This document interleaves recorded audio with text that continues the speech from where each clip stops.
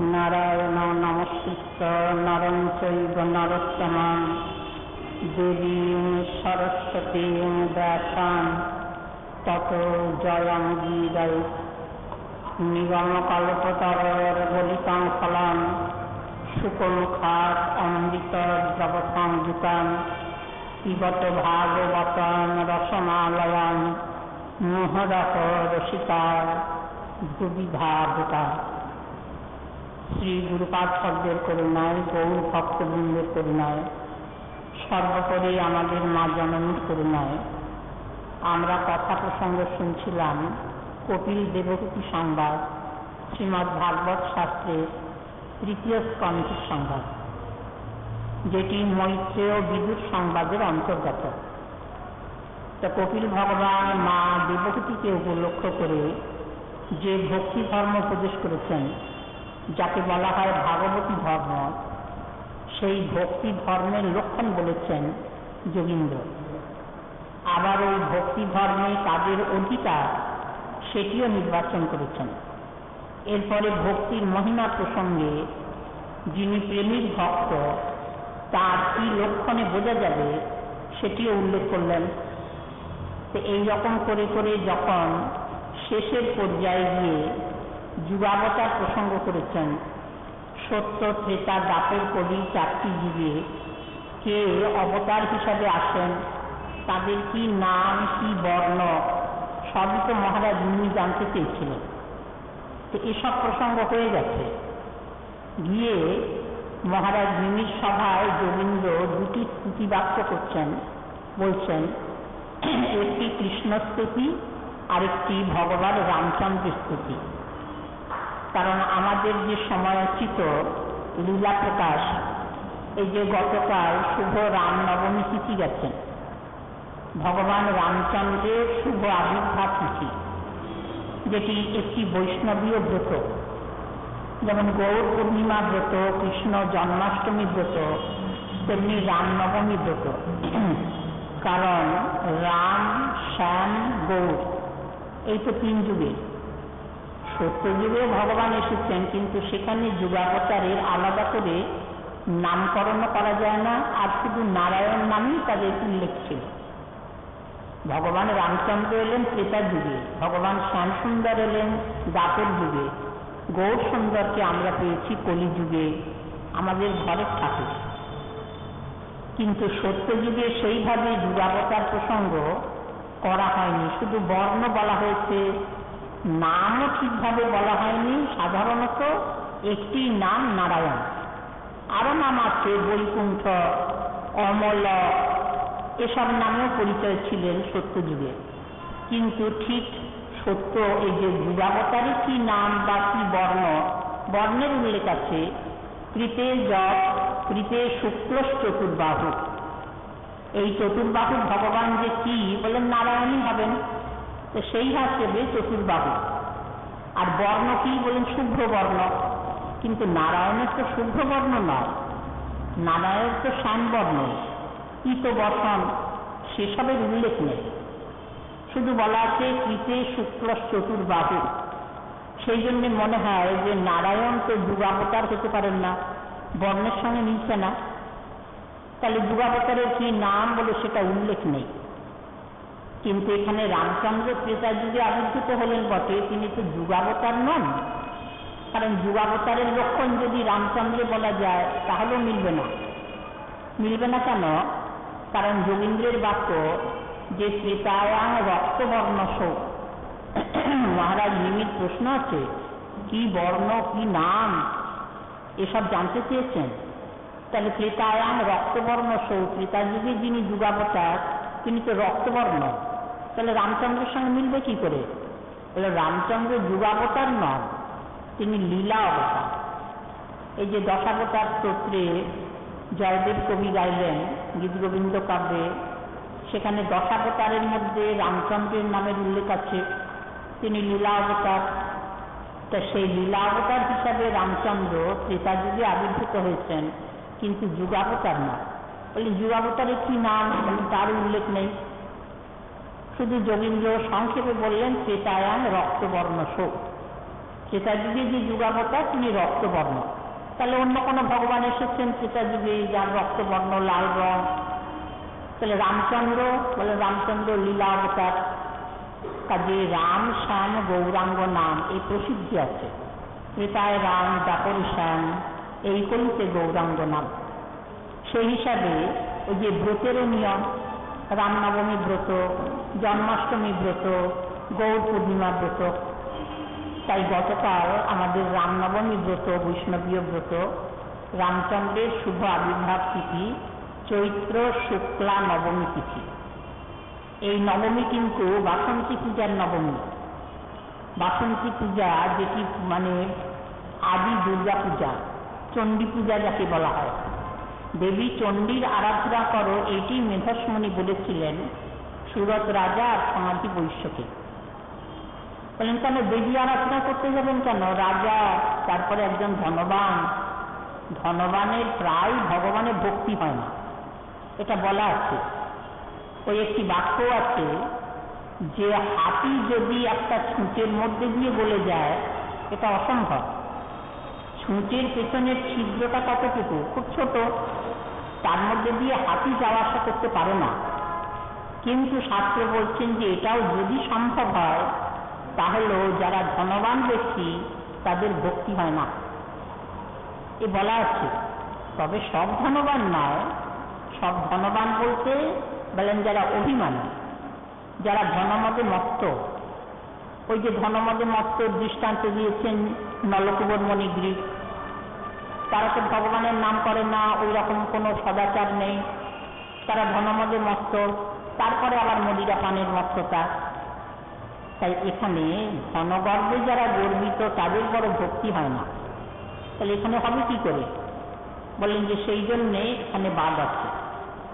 তাই এখানে বলা আছে যে যারা ওই ভগবানে মন দেবে তাদের অবস্থা কেমন? বলেন ওই দিন দরিদ্র দুঃখী। এখানে সুরত রাজা সমাধি বৈশ্য, তিনিও ধনবান।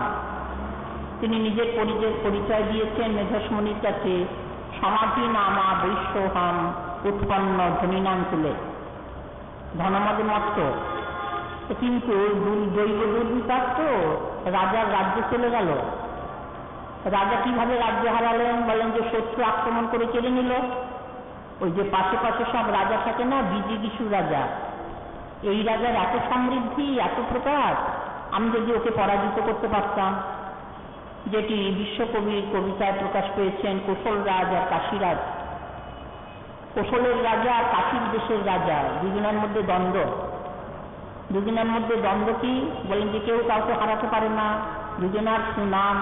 তো একজন ভাবে আমি যদি ওকে পরাজিত করতে পারতাম। তো সেই দুই দ্বন্দ্বেতে শেষ পরে কোশল রাজার কাছে কাশীরাজ পদানতি স্বীকার করলেন, বললেন যে না, কিছু বেশি দেব, রাজ্য সম্পদ তো দেবই, তার সঙ্গে নিজেকেও দিয়ে দেব। এই যে দিনটা বলেন ওইটারই শোভা। তাই এখানে ওই যে সুরত রাজা রাজ্য হারা, তখন আর গর্ব নেই। জানিয়ে গর্ব সেটা যদি দূরে সরে যায় তাহলে আর গর্ব থাকে না।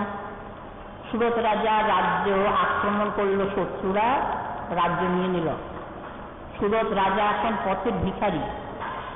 যে রাজ্যে রাজা হয়ে বাস করছিলেন সেই রকম সম্মান সেই রাজ্যে ভিখারি হয়ে বাস করেন কি করে?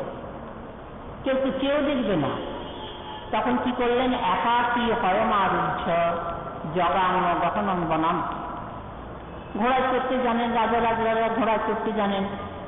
একাকী ঘোড়ায় চড়ে জগাঙ্গ গহনং বনাম, বনে চলে গেলেন। যে লোকালয়ে আর থাকবো না, এই মুখ আর কাছে দেখাবো। বনে গিয়ে লোকের মুখ দেখতে হবে না, সেখানে একটু নিশ্চিন্তে থাকবো, সেখানে গিয়ে শান্তি পাবো। এদিকে সমাধি নামে একজন বৈশ্য, যে বৈশ্য জাতি, রাজা তো ক্ষত্রিয় জাতি। সমাধি নামা বৈশ্যহম উৎপন্ন ধনীনাম তুলে, প্রচুর ধনবান। কিন্তু ওই যে ধন থাকলে যা হয়, আত্মীয় স্বজন বন্ধু বান্ধব পিছনে লাগে, তার সর্বস্ব কেড়ে নিয়ে তাকে পথের ভিখারি করে তবে তাদের হাত থেকে নিষ্কৃতি। তাই হলো, তার সমস্ত ধন সম্পদ কেড়ে নিয়ে তাকে পথের ভিখারি করে ছেড়ে দিয়েছে। এখন তিনি তো নিরীক্ষ, একটা পয়সাও নেই। মনে তো দুঃখ আছে। তো তখন তিনি কি করলেন, বলেন তিনিও বনে চলে গেলেন, যে লোকালয়ে আর থাকবো না, এই জ্বালা সহ্য করতে পারছি না, বনে গিয়ে নিশ্চিন্তে বাস করবো। বলে নিশ্চিন্তে বাস হয় না, সুখ হবে না, শান্তি হবে না, বনে গেলেও শান্তি হবে না, ঘরে থাকলেও শান্তি হবে না। শান্তির পথ কি? ওই যে শ্রীকৃষ্ণ ভজনম রীতে ন সুখং কদাপি। ঘরে থাকো আর বনে যাও, ভজন করতে হবে। ভজন করলে তবে মনের জ্বালার নিবৃত্তি। যাবে জ্বালা পাবে নন্দলালা, হয়ে ব্রজবালা পাবে নন্দলালা, পর পর হরি নামের মালা। এই পথ আশ্রয় না করলে শান্তি নেই। শ্রীকৃষ্ণ ভজনামৃতে ন সুখং কদাপি। বৃন্দাবনে অথবা অঞ্জ মন্দিরে বা শ্রীকৃষ্ণ ভজনামৃতে ন সুখং কদাপি। কাজে সমাধি বৈশ্যের মনে শান্তি নেই, তিনি বনে গেছেন বটে, শান্তি পাচ্ছেন না। সুরত রাজা সমাধি বৈশ্য দুজনের পরস্পরে দেখা। তা দেখাতে নিজের দুঃখের কথাই তো বলতে ইচ্ছা করে না, সুখের কথা বলে, কিন্তু দুঃখের কথাটা আরো বেশি করে বলে। বলেন যে কেন বলে? বলেন যে দুঃখটাকে হালকা করবার জন্য। দুঃখ নিবেদ্য সুখিন ভবন্তি। এখন সুরত রাজা দুঃখের কথা বলছেন সমাধি বৈশ্যের কাছে, আবার সমাধি বৈশ্য বলছেন দুঃখের কথা রাজার কাছে। দুঃখ মিটবে? বলেন না, ওটা দুঃখ মেটাবার উপায় নয়। প্রহ্লাদজি বললেন না, দুঃখ ঔষধম তদতি দুঃখ মতধিয়াহম ভ্রমণ ভ্রমামি বদমি তবদাস্য যোগম। যে প্রভু, দুঃখের ঔষধিটাও দুঃখ দিয়ে গড়া, দুঃখের যেটা প্রতিকারের ব্যবস্থা বলেন ওটাও দুঃখ দিয়ে গড়া। দুঃখ মিটবে কি করে? যে সর্ষে দিয়ে ভূত ছাড়াবে সেই সর্ষের ভিতরে ভূত ছাড়বে, আরো বেশি করে ধরবে। তা কেউই দুঃখ মেটাতে পারছে না। তখন দুজনারই দৃষ্টি পড়ল, ওই যে দূরে একটু আলো দেখা যাচ্ছে, গভীর বন, অন্ধকার ঘন, তা তার মধ্যে একটু আলোর দিশারা। তা দেখছেন যে আলো তো মানুষ ছাড়া হতে পারে না, মানুষ কোনো লোকালয়ে কেউ থাকবে তবে তো আলো জ্বলবে। তো যাই তো, গিয়ে দেখি কে ওখানে বাস করছেন। দুজনাই এসেছেন মনের আকুতি। এসে দেখেন একজন মুনি, তার নাম মেধাস মুনি, তার চরণে পড়েছে। মনটা দিনাতিদিন হয়ে যাচ্ছে, সর্বস্ব হারা হলে তাই হয়। তখন মুনি তাদের কথা বুঝতে পেরেছেন, কারণ মুনির তো দৃষ্টি আছে, মুনি ঋষি এসব ভিন্ন ভিন্ন লক্ষণ আছে। মুনি মানে যিনি সর্বদা স্মরণ মননশীল, আর ঋষি মানে বলে ঋষি আর মুনি এক নয়। বলে না, একটু তফাৎ আছে। অবশ্য সব লক্ষণই মিলবে, তবু ভিন্ন ভিন্ন লক্ষণে বলা আছে। ঋষ ধাতুর অর্থ হল দর্শন। যারা দর্শন করেন তারা ঋষি। বললেন দর্শন কিরকম? সবাই তো দর্শন করে, আমরা দর্শন করি না। আমরা তো চোখে দেখি, চোখটা তো দেখবার জন্য ইন্দ্রিয়, চক্ষুর ইন্দ্রিয় মানে দর্শন ইন্দ্রিয়। কানকে যেমন বলা হয় শ্রবণেন্দ্রিয়, তেমনি চক্ষু হলো দর্শন ইন্দ্রিয়।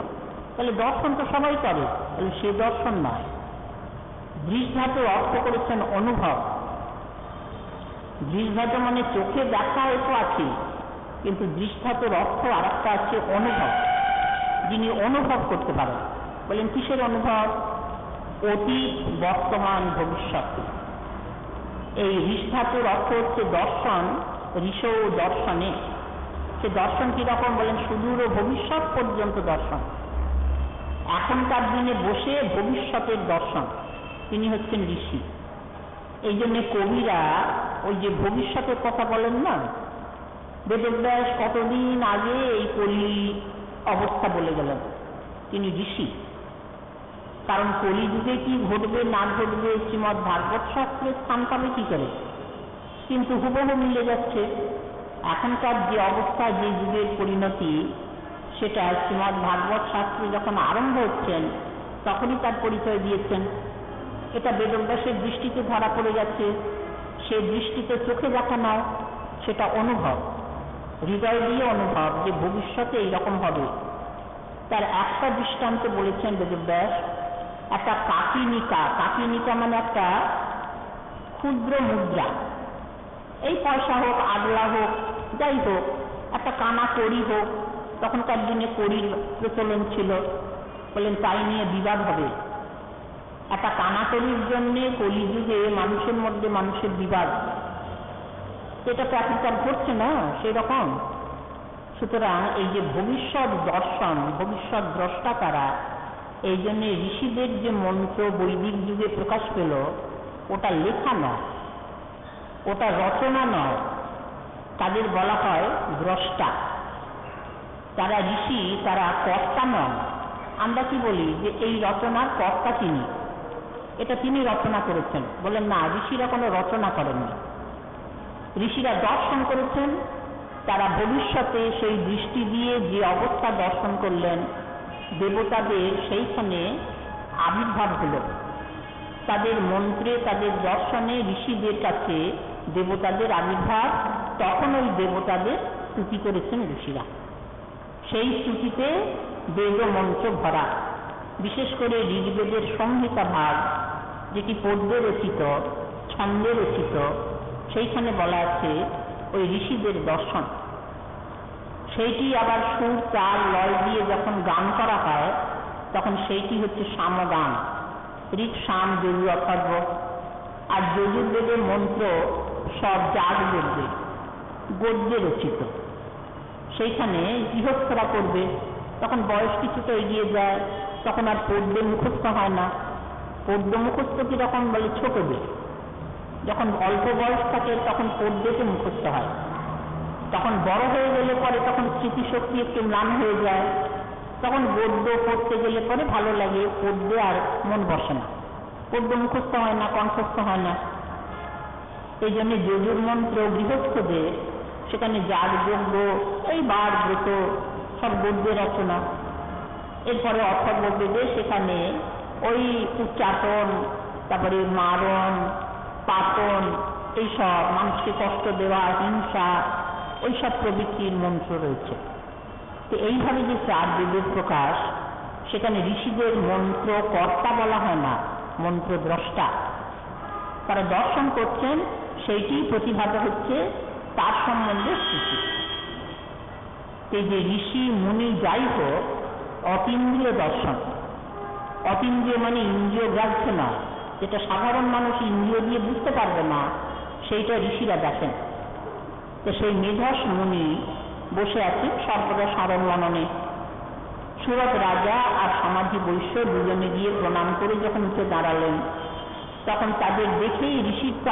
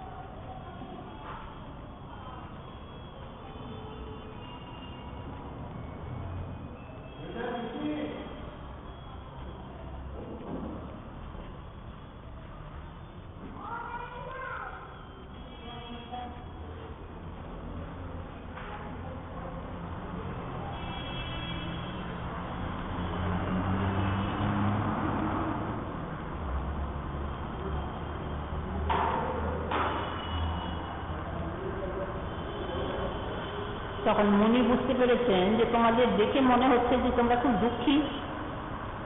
বললেন যে হ্যাঁ মুনিবর, আমাদের মনে বড় দুঃখ। আমি রাজ্যহারা, আর সমাধি বৈশ্য বললেন যে আমি ধনসম্পদ হারা। এখন আমি এই মনের দুঃখ কাকে জানাবো, তাই আমরা লোকালয় ছেড়ে বনে চলে এসেছি। বললেন দেখো, এতে তো দুঃখ মিটবে না, তোমাদের দুঃখ যদি মেটাতে চাও তাহলে একটা কাজ করো, দেবী চণ্ডীর আরাধনা করো। দুর্গা দুর্গতি নাশিনী, তিনি তোমাদের মনের দুঃখ বুঝে তোমার কাছে, তার কাছে প্রার্থনা করো, তাহলে তোমাদের দুঃখ নিবারণ হতে পারে। তখন এই চণ্ডী পূজার প্রবর্তন, তার মানে দেবী দুর্গার আরাধনা, এইটি হচ্ছেন বাসন্তী পূজা।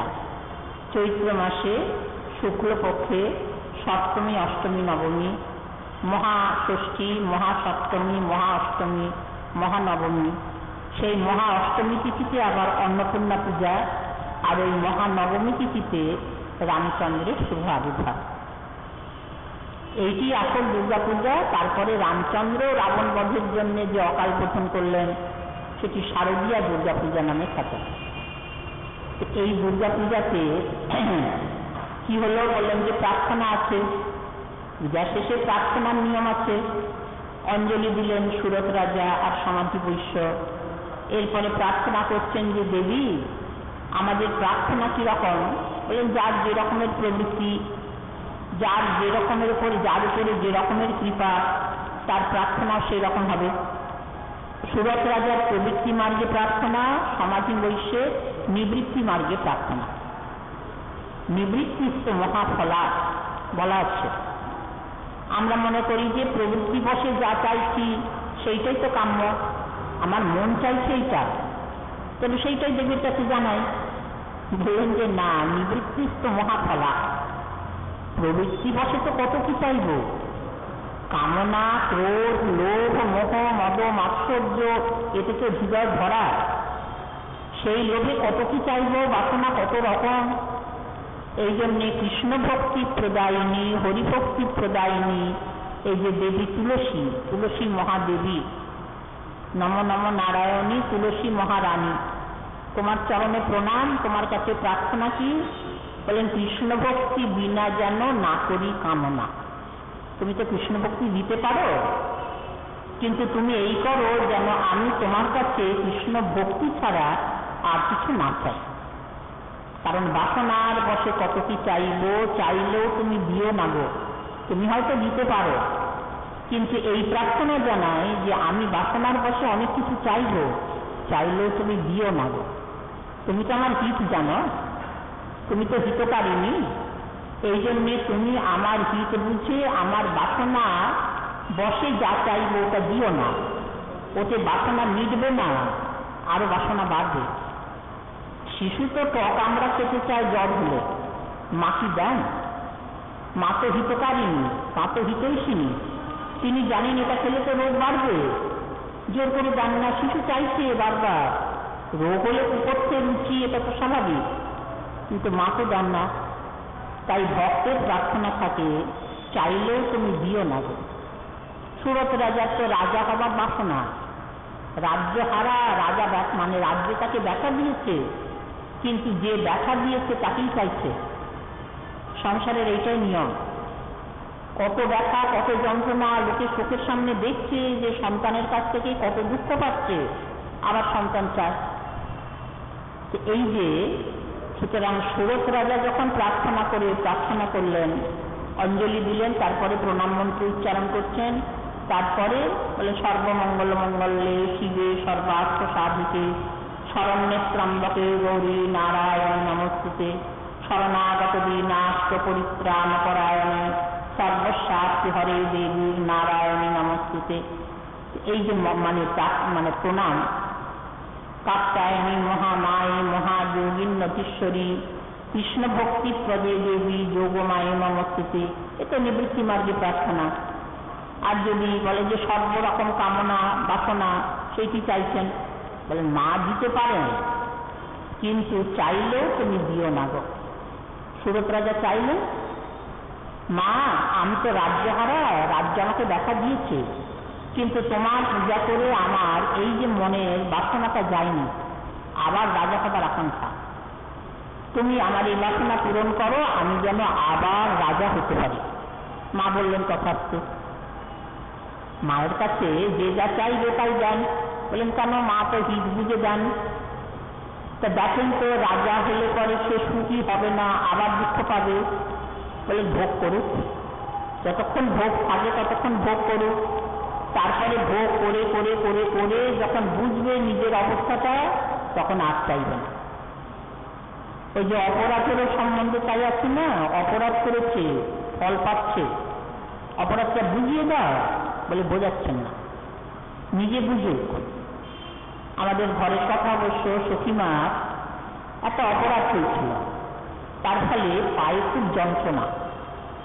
পায়ে খুব যন্ত্রণা কি, একটা বেড়াল এসে প্রসাদ পেয়ে নিয়েছে, প্রসাদে মুখ দিয়েছে, তখন সেটা নষ্ট হলো, সেটা তার কেউ খাবে না, কিংবা ভোগের উপরই মুখ দিয়েছে, সেটা আর ভোগ লাগলো না, সখীমার মনে একটু ব্যথা লাগলো, যেমন পরিপাটি করে ভোগ রান্না হলো আর ওই বেড়ালে মুখ দিয়ে দিল, ঠাকুরের ভোগে লাগলো না, দুঃখ হবারই কথা।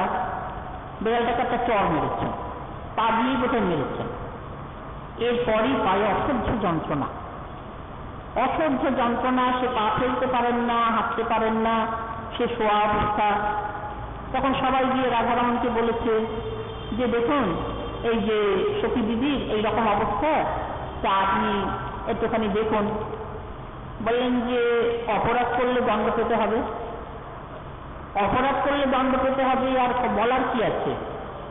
বলে কি অপরাধ? বলে মনে করে দেখুক, মনে করে দেখুক কি অপরাধ। বললেন আপনি একটু বলে দিন না। বলেন না, বলে দিলে মনে থাকবে না। আমি যদি বলে দিই যে এই অপরাধে এই রকমের দণ্ড, তাহলে আবার ভুলে যাবে, আবার ওই অপরাধ করবে, নিজে মনে করুক। সে সারাটা দিন আর পা তুলতে পারেন না, হাঁটতে পারেন না, অথচ রাধারমণের আদেশ, এটা করো ওটা করো, এখানে যাও ওখানে যাও, বারে বারে আদেশ করছেন। জানেন সে পা নামিয়ে যেতে পারছে না, পরীক্ষা সব, কিন্তু তাকে দিয়েই অনবরত যাওয়া আসা করাচ্ছেন। সবাই বারণ করছে যে ও তো হাঁটতে পারছে না, ও তো একটা চলতে পারছে না, আর আপনি তাকে দিয়ে এতবার মানে যাওয়া আসা করাচ্ছেন। বলেন যে দণ্ড একটু ভোগ করুক। বলেন আপনি একবার বলে দিন না যে কি অপরাধ। বলেন না, আমি বললে পরে হবে না। অনেকক্ষণ পরে রাধারমণের ইচ্ছা মনে হয়ে গেছে, ও ওই যে পা দিয়ে বেড়ালটাকে মেরেছিলাম, সেইটা বোধহয় অপরাধ হয়েছে। যেই মনে হওয়া তখনই পায়ের ব্যথাটা ভালো হয়ে গেল। কাজে নিজের যদি মনে পড়ে যায় তাহলে পরে তাড়াতাড়ি ফল হয়। তো সুরত রাজাকে মা দিলেন বটে যে হ্যাঁ বাবা তুমি রাজা হবে, পরবর্তী মন্বন্তরে তুমি মন্বন্তরা অধিপতি হবে, সেই মন্বন্তরে তুমি রাজত্ব করবে। এখন সমাধি বৈশ্য তিনিও দুর্গা পূজা করেছেন, দেবী বাসন্তী পূজা করেছেন, অন্নপূর্ণা পূজা করেছেন, তিনিও প্রার্থনা করছেন। তিনি আর সমাধি বৈশ্য তো ধনবান, প্রবৃত্তি মার্গে প্রার্থনা করলেন না। দেখলেন যে প্রচুর অর্থ সম্পদ ভোগ করেছি, শান্তি পাইনি, শুধু প্রতারণা জীবনে, শুধু ছলনা। তখন বললেন মা আমার ধন সম্পদের দরকার নেই, আমার ধন সম্পদের দরকার নেই, আমার জন্য তোমার পাদপদ্মে শুদ্ধা ভক্তি লাভ হয়।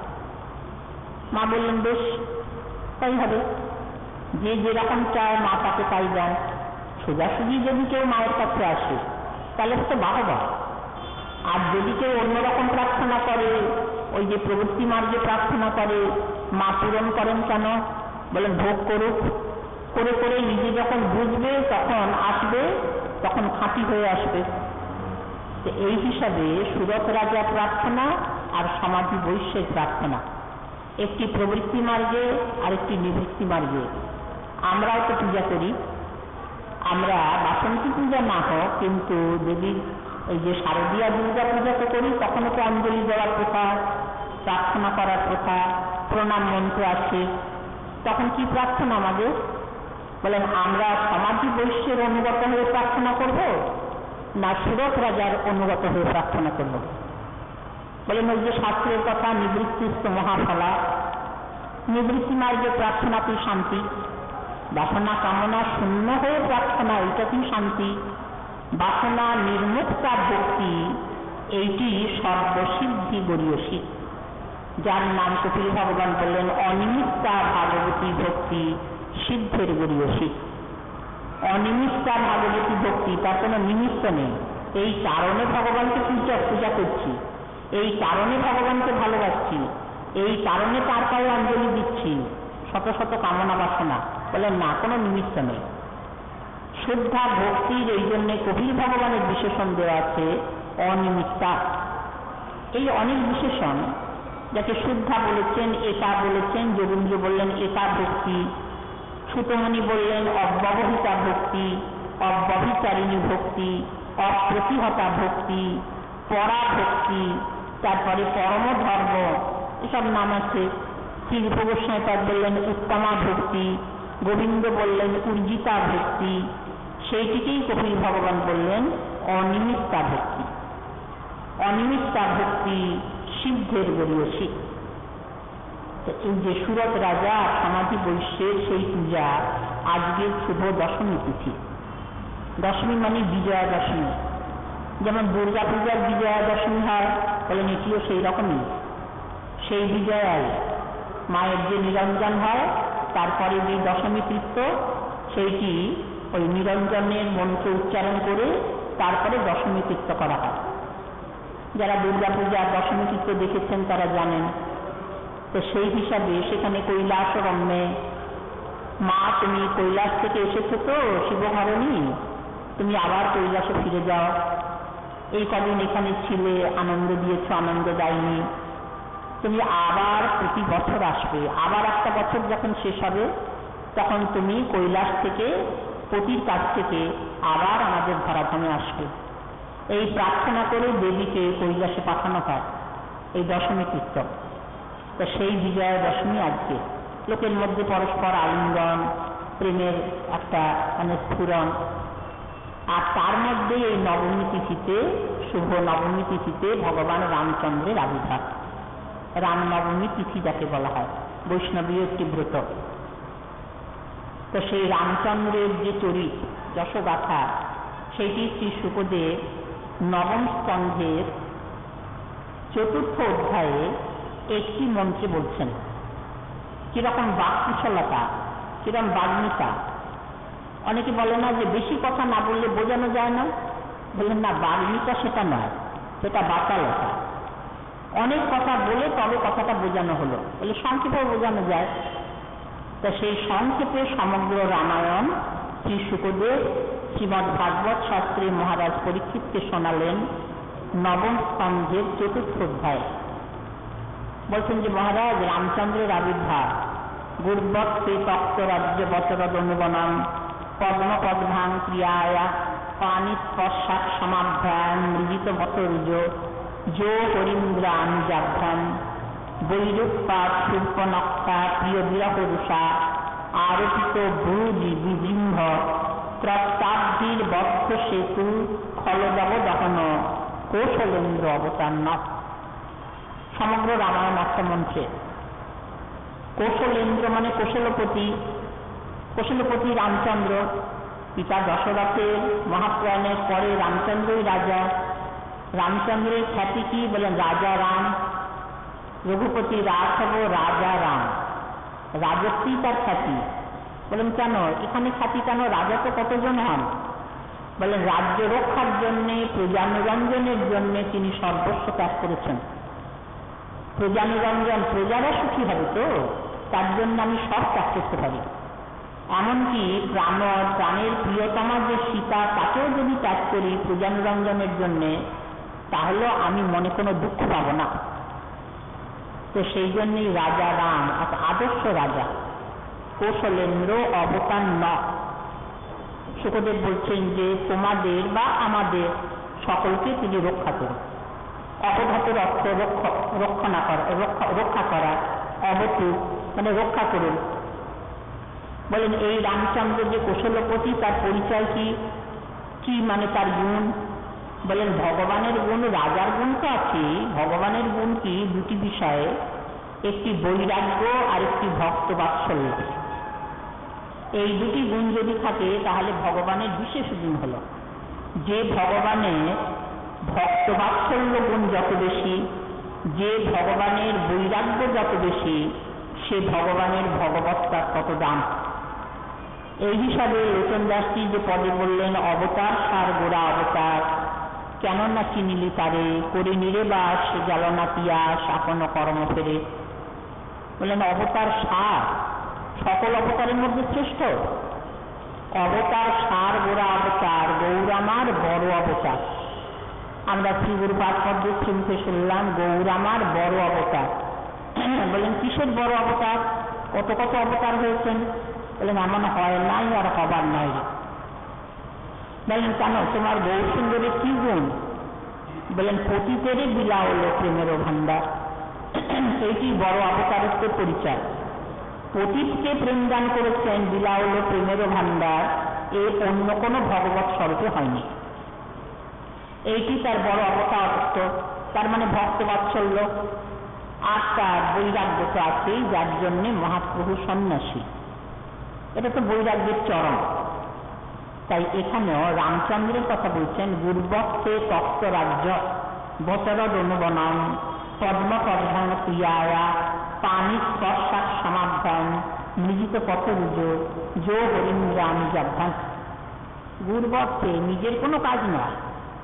গুরুকে বলেন এখানে পিতা দশরথ হচ্ছেন গুরু, পিতা মাতা তো প্রথম গুরু। তা তার সত্য রক্ষার জন্যে ভগবান রামচন্দ্র বনবাসী হলেন। বচরদ অনুবনম, তার বনে যাওয়ার কথা।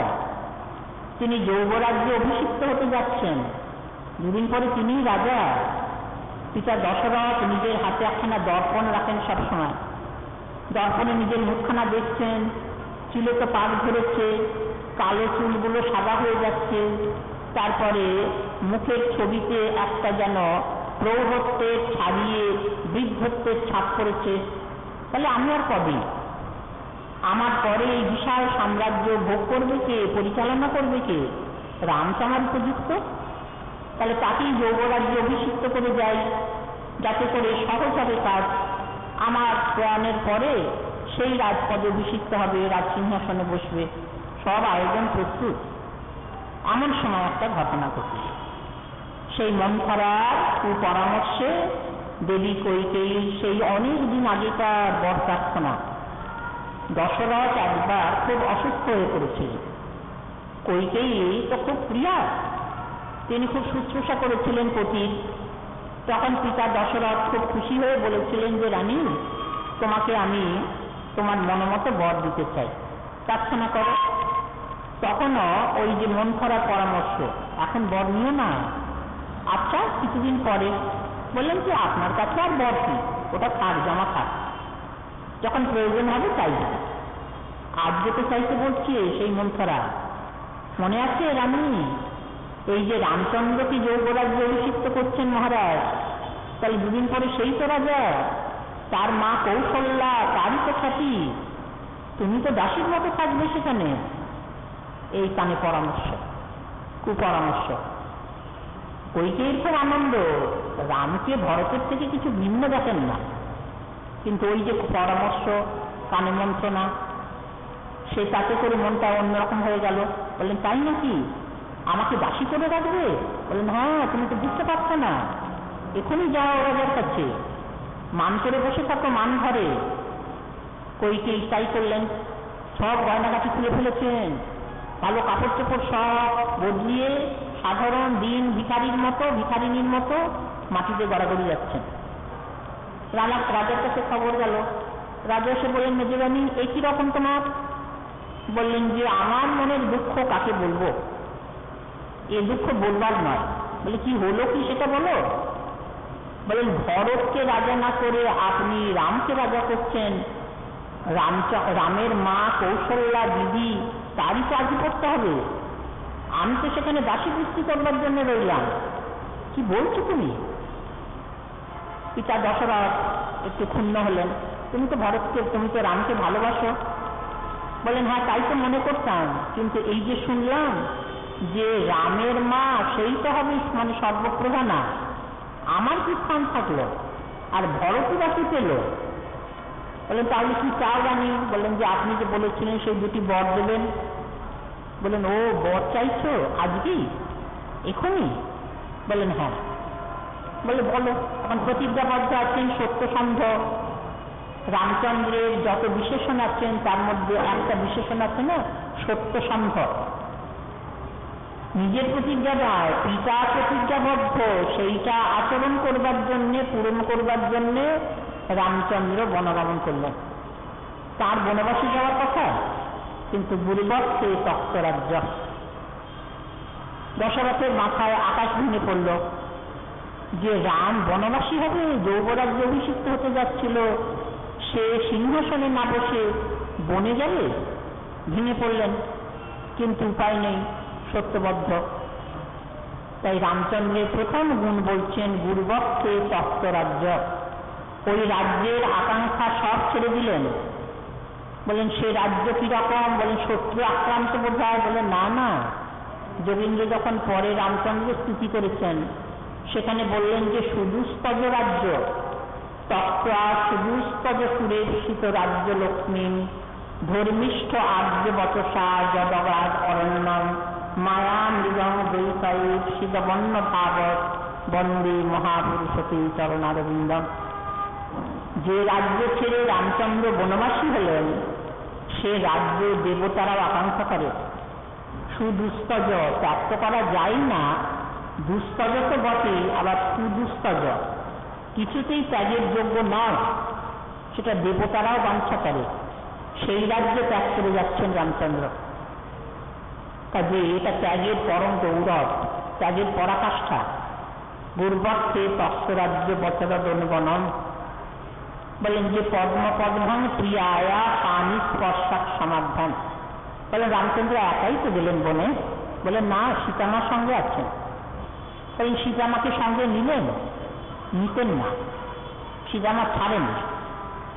রামচন্দ্র বললেন যে সীতা তুমি বনে যেতে চাইছো, তোমার কাছে তো অঙ্গন বিদেশ, উঠোনে কখনো পা দাওনি। পানি স্পর্শাক সমাধান। কারোর হাত যদি তোমার চরণে লাগে তুমি দেখা পাও। পানি স্পর্শ যদি হয় তোমার চরণেতে, তুমি পানি স্পর্শ সহ্য করতে পারো না, তোমার চরণ এত কোমল। অঙ্গন যার কাছে বিদেশ, সেই চরণ বনে বনে ঘুরবে কি করে? বনের পথ তো কুসুমাস্তীর্ণ নয়, বনের পথে তো কাঁটা কাঁকো, তারপরে কত হিংস্র পশু, বনে কত বিপদ, তুমি যাবে কি করে? তুমি যেও না সীতা, সীতা না শোনেন। আপনার চরণ বনে বনে বিচরণ করবে, আর আমি রাজগৃহে থেকে রাজপ্রাসাদে থেকে সুখ অনুভব করব। এ তো ধর্মপত্নীর ধর্ম নয়, আমি যাব। তখন রামচন্দ্র কিছুতেই ঠেকাতে পারলেন না, সীতা সঙ্গিনী হলেন। তো সুখদেব বলছেন তার মর্ম বুঝে, বলে পানি স্পর্শাক সমাধান মৃজিত পথরুজ। যে পথ যে চরণ অন্যের স্পর্শ সহ্য করতে পারে না, সেই চরণে আজকে মৃজিত পথরুজ। বনের কষ্ট সহ্য করছেন, বনের পথে ক্লেশ সহ্য করছেন। মৃজিত পথরুজ পানি স্পর্শাক সমাধান মৃজিত পথরুজ। বলেন তাহলে সীতামাই সঙ্গে আছেন, আর কেউ তো নেই। বলেন যো হরিন্দ্রানুজাধ্যান। হরি ইন্দ্রের অনুজ, নিজের অনুজ লক্ষণজি আছেন সঙ্গে, রামানুজ। লক্ষণজির একটি নাম আছে না, রামানুজ। রামের অনুজ মানে ছোট ভাই, তিনি সঙ্গী হয়েছেন। তিনিও ছাড়বেন না, বলেন যে দাদা তোমার সেবার জন্যে আমাকে তুমি কৃপা করে সঙ্গে নাও।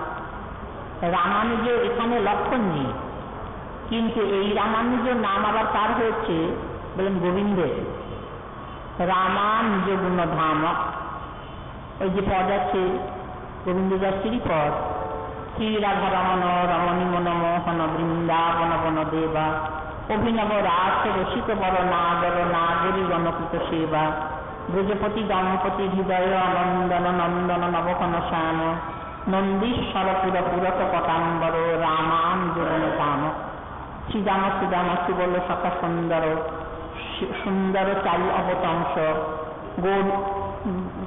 সুন্দর চারু অবতংশ গোবিন্দ দাস হৃদয়মণি মন্দিরে অবিচল মূরতি ত্রিভঙ্গ কালীয় দমন গমন জিতি কুঞ্জর কুঞ্জ রচিত রতি রঙ্গ শ্রী গোবিন্দ দাস হৃদয়মণি মন্দিরে অবিচল মূরতি ত্রিভঙ্গ। এখানে রামানুজ গুণ ধাম। রামানুজ বলতে কাকে বোঝাচ্ছেন? বলেন কৃষ্ণকে। রাম মানে বলরাম, আর বলরামের ছোট ভাই।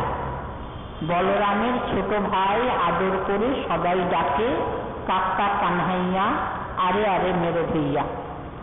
তো এই যে লক্ষণ রামানুজ, তিনি কি করলেন? বলেন হরিন্দ্রানুজাধ্যান। আর বালিরাজের ছোট ভাই সুগ্রীব, এই দুজন সঙ্গী। এই দুজন সঙ্গী আর সীতামা আছেন রামচন্দ্র বচর দনুবনম। এই বৈরাগ্যের চরম। বলেন আর কি গুণ তার?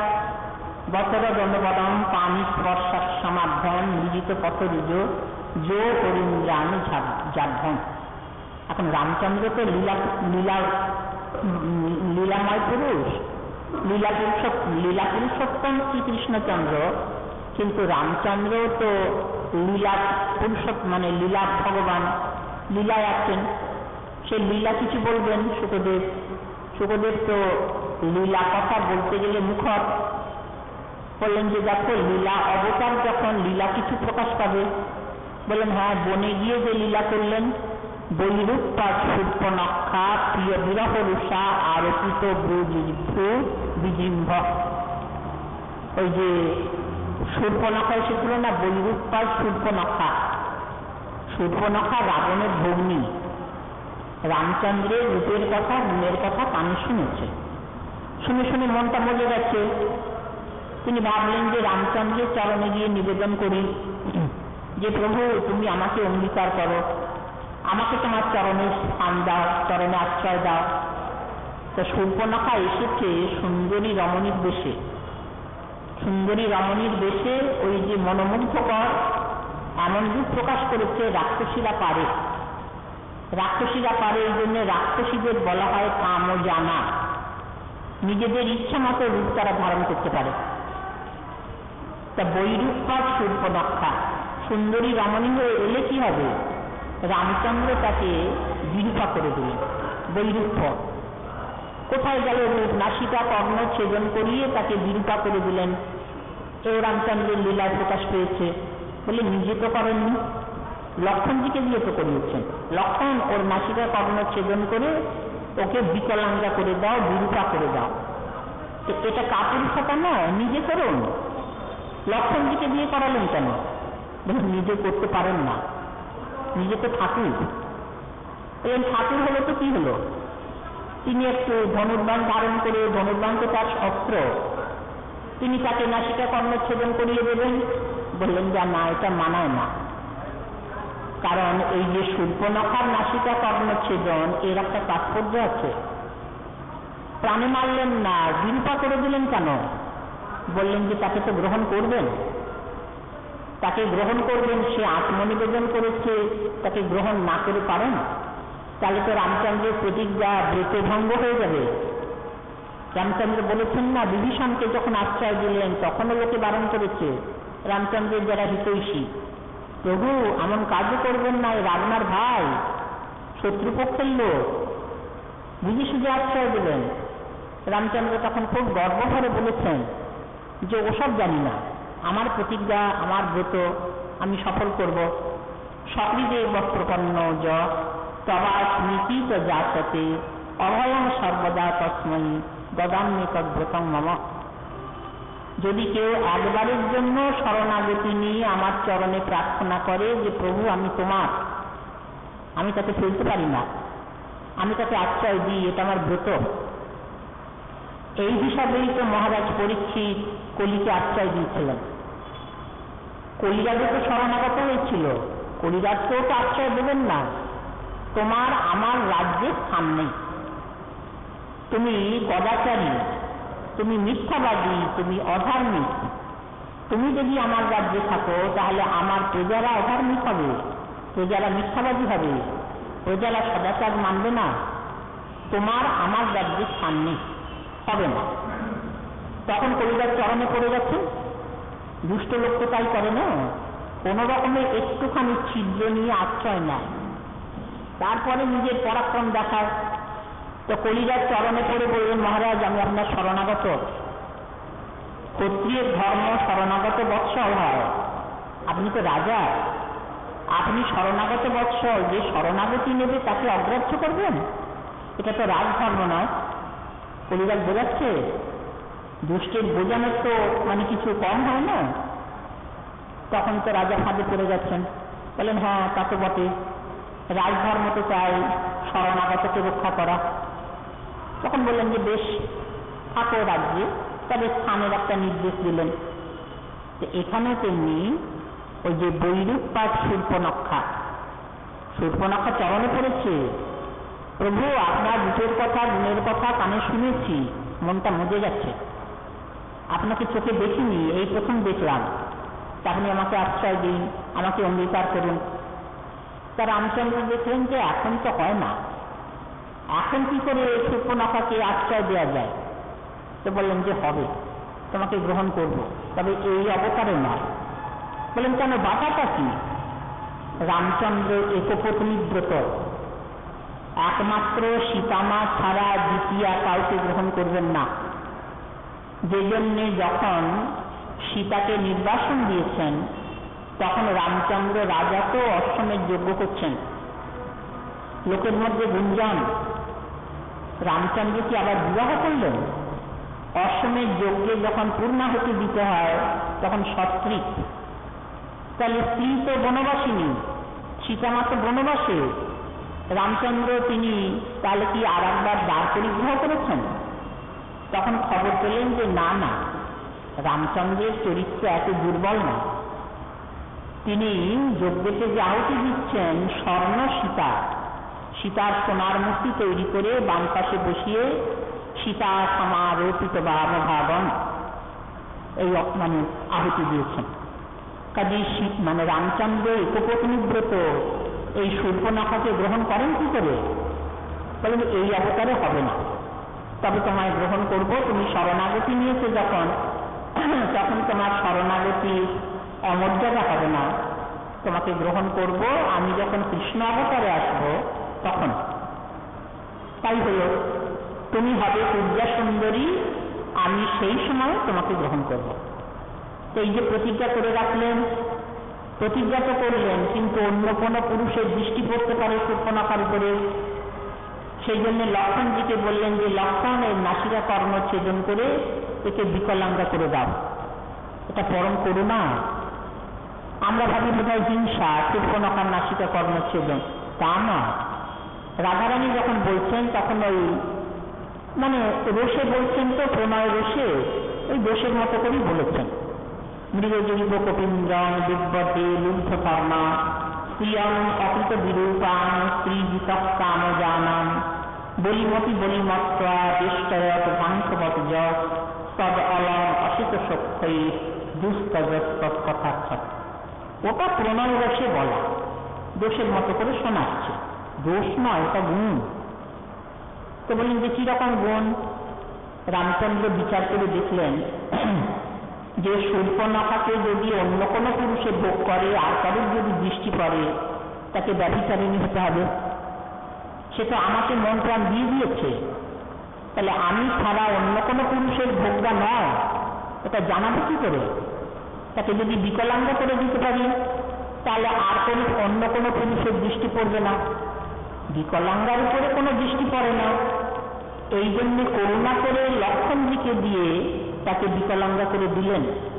বলেন তা লক্ষ্মণজিকে দিয়ে করালেন কেন? রামচন্দ্র বীর নন, তিনি তো নিজেই করতে পারেন। বলেন না না, তুলসী দিয়ে রাখলেন, তুলসী দিয়ে রাখলেন। এই যে ভোগ রাগ নৈবেদ্য সব সাজানো হলে পরে যদি তুলসী না দেওয়া থাকে তাহলে যে কোনো দেবতার দৃষ্টি পড়ে। দেবতারা জানে যে তুলসী ছাড়া ভোগ আমাদের হবে না, মানে তুলসী দিয়ে ভোগ আমাদের হবে না, আমরা প্রসাদ পাব। গোবিন্দের ভোগে তুলসী লাগে, গৌরের ভোগে তুলসী লাগে। তখন তাদের তো সেটা দৃষ্টি নেই, তুলসী তো দেওয়া নেই। তখন দৃষ্টি পড়লো, এটা যদি আমি পেতাম, উচ্ছিষ্ট হয়ে গেল। যদি জিহ্বার লালসা করে, এই জন্যই ভোগ সর্বদা ঢেকে রাখতে হয়। তুলসী তো দিয়ে রাখতেই হয়, ঢেকে রাখারও নিয়ম। যদি জিহ্বার লালসা এসে যায়, যদি ইচ্ছাটা জাগে যে এটা যদি পেতাম, নানান রকম সাজালে তো একটু দৃষ্টি পড়ে, তখন ইচ্ছা হয় এটা যদি পেতাম, তখনই উচ্ছিষ্ট হয়ে যায়, দৃষ্টিতেই উচ্ছিষ্ট হয়ে যায়, তখন আর সেটা ভোগে লাগানো যায় না। তাই এখানে বৈরূপাত শূর্পণখা বিরূপা করে দিলেন কেন? বলেন করুণা করে ওই তুলসী দিয়ে রাখলেন। শূর্পণখা আমার ভোগটা, অন্য কোনো পুরুষের যাতে দৃষ্টি না করে, এই জন্য রামচন্দ্রের এই ব্যবস্থা। লক্ষ্মণ দাও, ওর নাসিকা কর্ণ ছেদন করে দাও। লক্ষ্মণজি তো প্রস্তুত। এখানে তুলসী দিয়ে রাখলেন, বোঝাতে চাইলেন জগৎকে যে শূর্পণখা আমার ভোগ্যা, অন্য কোনো পুরুষের ভোগ্যা নয়। তাই বৈরূপাত শূর্পণখা, রামচন্দ্রের তো কত লীলা আছে। রাবণ বধের কথা তো উল্লেখ করলেন না সুখদেব, বলেন এইটা ভক্তের প্রতি করুণা। শরণাগত বৎসর যে রাম রাজা, এইটা তার পরিচয়। সেই জন্যে বৈরূপ্পাদ সূর্পনক্ষা প্রিয় বিরহ রুষা আরোপিত ভূবিজিম্ভ।